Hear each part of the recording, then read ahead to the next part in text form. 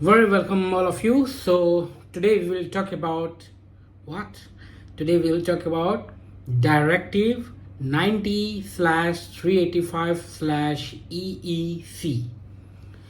So, now, because see, even in this UMDR 2017-745, where you can find at some of the technical documentation, not some of the like major of the technical documentations, you may encounter the difference of Directive 9385 EEC, and like that other directives are also there, and it depends upon the device for which we are preparing these technical documentations. So basically this Directive 9385 EEC, it is for active implantable medical devices. Now it is formed in 20 June 1990. About this directive comes into the picture, and then regulations. So what are these active implantable medical devices? First we understand this, and then we will talk about on the requirement side of this directive. So what is active implantable medical devices? Now you may have heard this word active and passive. So whenever any actions which doesn't utilize external source of energy, then it's called the passive. Or I can say if anything is very spontaneous in nature, then it is most probably it is a passive reactions and passive events. For example, a water falling over the roof or water falling over the hill down to the earth is a passive reaction. You don't need to put extra energy to make water fall from top to bottom. But what is active? So whenever you find the active word, it means it utilizes extra external source of energy. So for example, the same time, if you need to put water from bottom to the top, if you want to move this water from bottom to the top, then you need a pump, a motor pump, which utilize electrical energy and then which fetch water from bottom to the top of the building. So that utilize energy, electrical energy. So that is why it is called the active process.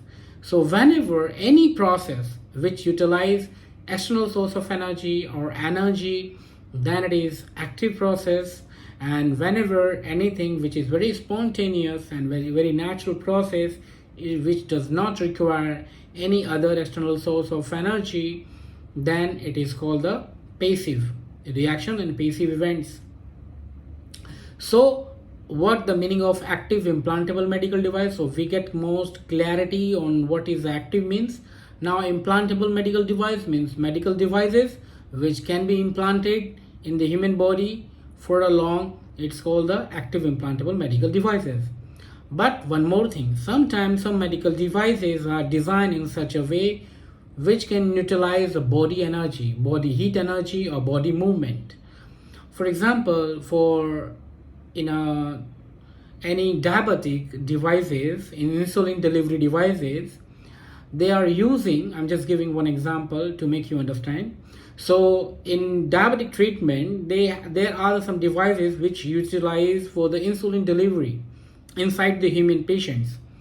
So for that insulin delivery, they have a chamber because insulin is a little bit thermolabile, because when huge temperature fluctuation is happening in environment, then insulin activity, because insulin is one of the enzyme, and that insulin activity we lost. Suppose if there is 100 unit of activity when insulin is freshly made or when freshly extracted, suppose there is 100 unit of activity, but due to the higher in temperature, insulin lose their activity and become 80, 60, 70, something like that, depends upon the environmental conditions.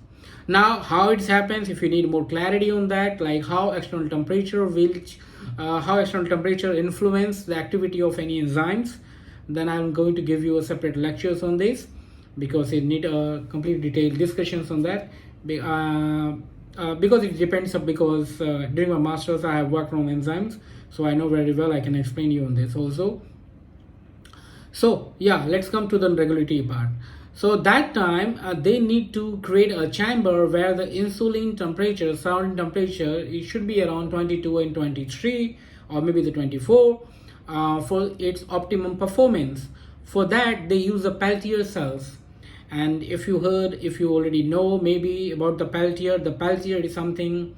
I'm just giving you a short discussions, short descriptions of this. Like Peltier, like when the two different materials are joined in single wire, then at one part of that junction, if you heat it up, then another part getting cold, or if another part getting cold, then another part getting heated up. Means like there is, due to the change in due to the difference in the temperature, there is a flow of electric current, and that electric current will utilize for maintaining such temperature, for maintaining that insulin activity. So there is a small chamber they have made, and they generally use these Peltiers, and that Peltier cells get their energy from the body movements and body heats. So like that. And it's just one example regarding the medical device. There are some other devices also available which utilize gravity, for pumping any particular drug delivery for the human patient, which is attached to that patient at some of the body parts. So if any implantable medical devices, active implantable medical device, if any implantable medical devices which utilize energy, but that energy derived from the human body movements or human body temperature or gravity, then it is not considered as an active implantable medical devices. That will going to consider as an passive implantable medical devices. That will not comes under this directive.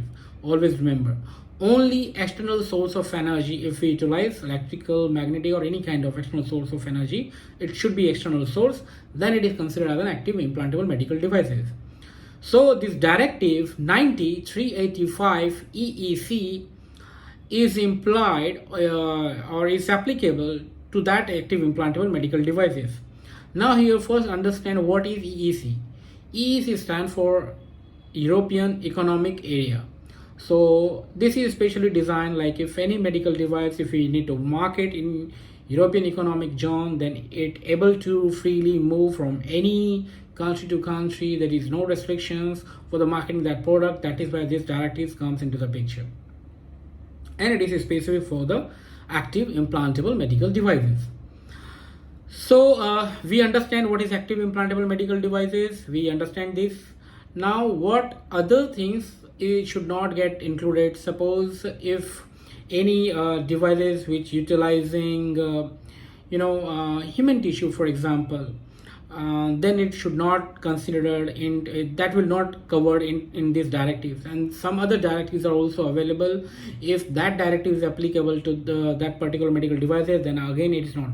And which directives are like which directives according to this 9385 EEC, which give them freedom to not apply this. Definitely it need more clarity, or like it need more discussions on this. So we will cover maybe in the next some another video. We will cover on that, like which directive will allow medical device not to imply with the 9385 EEC. So we will cover in the different video. But this is more and less about the 9385 EEC. We need to remember that it comes in 20 June 1990, and it is for the active implantable medical device. We understood what is active, what is passive. We also understood which energy we are talking. It should not from the body origin, it should not from the gravity, it should be some external source of energy. And little bit we also know, like if animal tissues or anything has been covered in that medical devices, then it should not consider under this directive. So that's it for this video, and we will cover a different topic in some different video. So till then, bye, take care. If you have any comments, like if you have any small query on this, then definitely you can comment on this video. We'll get back to you. And if you need to understand about this entomology part or Peltier effect, if you want to understand, then definitely a separate video will cover. And if you need a more example on this active implantable medical devices, then definitely will also cover in the separate or some personalized video. If you want, just DM me on this. So till then, bye, take care. We'll meet in another video with some other topic.